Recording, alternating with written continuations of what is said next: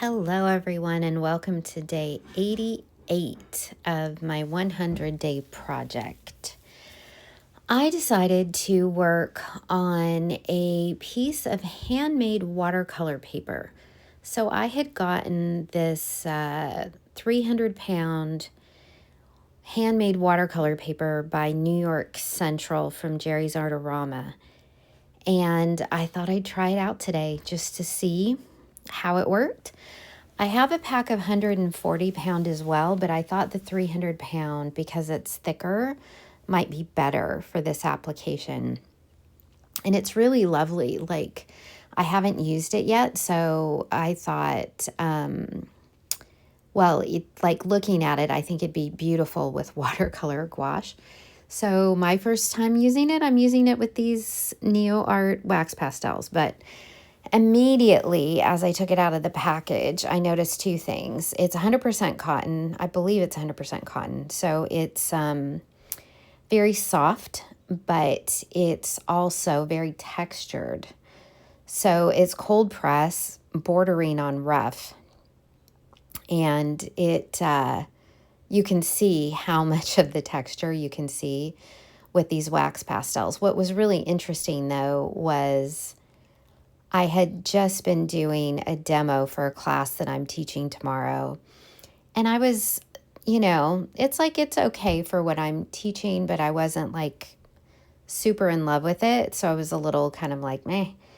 And when I went to sit down and do this, I was like rubbing really hard. Like I felt like I had, like you can almost see how hard I'm pressing. And I have to say, it felt very therapeutic. Like I just was getting in there and like pressing really hard, and the paper took it. And these wax pastels are hard, so you can press really hard. Like they're not like oil pastels where they crumble and stuff like that, or even sometimes the Neocolor ones. I think the Neocolor ones might be thinner, so I would not try to press that hard with a Neocolor one. But these are fabulous. Like you can really get in there and press hard, and it's great. So this was very therapeutic for me to kind of get in there and not think about anything and just go to town. So that was really nice. You saw me block in my shadows at the beginning and do a rough sketch to get my vertical and horizontal lines. One of the things I've noticed with these working on papers this size, I have been struggling with my features, especially the eyes, trying to keep them proportionate. So it's kind of a challenge to get in there. And I notice with my hand, as I'm trying to get the pigment down, I'll make bigger marks than maybe I would like. And so even if I have my initial shadows placements in a good place, by the time I get in there to actually get the marks to create the irises and the pupils and all of that stuff, the shape gets too big. So like reflecting back on a lot of these, the eyes are too big. And especially since I've been using these, they're also too close together. So her eyes here are a little closer together than I would have liked. And again, right, people have eyes that are close together and people have eyes that are far apart. And there's no right way to do it. But my shadows were in a more proportionate location. So it's fine if my intention is for the eyes to be closer together, but that really wasn't what I was intending. So what that's telling me is that I'm kind of struggling a little bit with the medium, and especially pressing as hard as I did to fill in the texture on the paper. It meant that there wasn't a lot of tooth for layers to build up on. So especially the eye, her focal point eye, the eye on the light side of her face, I really wanted to have a nice bright highlight in there, and I couldn't get it. I tried many times to get something in there. I tried using one of the luminance pencils. That did not work at all. It just scratched the wax pastel away. So those do not layer in the way that I would have thought they would. And it just, I couldn't get a good highlight in there. There was just nothing for it to hold on to. And I thought, well, I could warm it up and try and get something that way. And I was like, it is what it is. I'm not going to worry too much about it. It's just a part of the learning curve with the medium and this sort of paper. So I do think so far of all the different papers that I've used, and I haven't used that many, I think the velvet paper, the Canson Mitant Velvet, and actually the Mitant, just the regular Mitant, are my papers that I've enjoyed the most with this.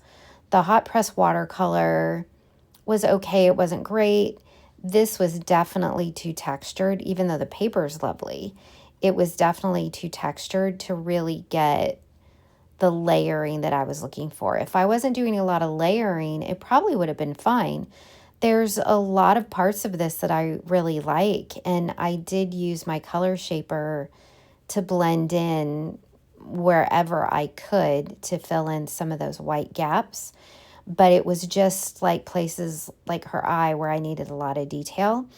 And to be honest, had I thought better about it at the beginning, I probably could have started with white or left a spot that wasn't filled. And then that would have given me the highlight that I was looking for. So I could have worked around it. I filled in her pupil at the beginning. So that, that's on me as well. But the velvet paper, I think, is still my favorite for it. So I've got 2 days left and a really busy day tomorrow. So my intention with the velvet paper, I've got some white velvet paper, and I thought what I could do is do like some watercolor underpainting and then use that, and then I'd get a nice color. The colors of the velvet paper that I have are kind of darker shades of brown. I have one that's a bit lighter that might not stand out so much, or I could just do a darker skin tone. But I don't have any of it cut up. I'd have to get out a new sheet, and they're 12 by 16 or 12 by 18, I think, and cut that up. So I might do that for my last couple of days. But at this point, I'm just like going to town. I wanted to do, I think, a yellow background to contrast with her hair and her shirt.